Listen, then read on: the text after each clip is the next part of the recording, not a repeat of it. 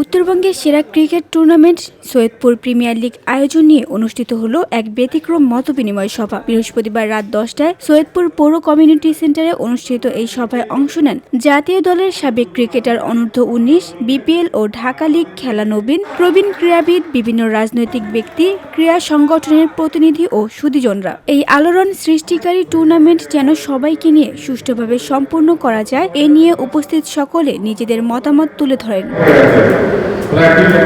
সভায় উপস্থিত ছিলেন বিএনপি চেয়ারপারসন বেগম খালেদা জিয়ার উপদেষ্টা ও খ্যাতনামা কণ্ঠশিল্পী বেবী নাজনীন, বিএনপির কেন্দ্রীয় নির্বাহী কমিটির সদস্য ও সাবেক সংসদ সদস্য বিলকিস ইসলাম, সৈয়দপুর রাজনৈতিক জেলা বিএনপির সভাপতি অধ্যক্ষ আব্দুল গফুর সরকার, সাধারণ সম্পাদক শাহিন আক্তার শাহিন, পৌর বিএনপির সভাপতি আলহাজ রশিদুল হক সরকার, শহর জামায়াতের আমির শরফুদ্দিন খান এবং সাবেক ছাত্রনেতা মামুনুর রশিদ। সভায় সভাপতিত্ব করেন খেলা পরিচালনা কমিটির আহ্বায়ক ও বিএনপি রাজনৈতিক জেলা শাখার যুগ্ম সাধারণ সম্পাদক এরশাদ হোসেন পাপ্পু।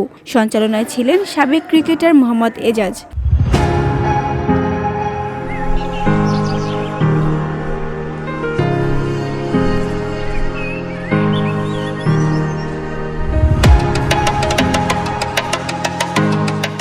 এ সময় বক্তব্য রাখেন প্লেয়ার্স অ্যাসোসিয়েশন অব সৈয়দপুরের সদস্য কুতুবুদ্দিন, মনোয়ার হোসেন মনু, আফরোজ আনোয়ার, জুয়েল, জাহিদ, তরুণ তারকা ক্রিকেটার বর্ষণ, শাকলাইন, নওশাদ, নাসিম, হ্যাপি, সারফরাজ মিন্টু, জিদান, সাবেক জাতীয় ক্রিকেটার মুক্তার সিদ্দিকী, জেলা কোচ বাবলু এবং ক্রীড়াবিদ মমতাজ সিদ্দিকী সহ অনেকে।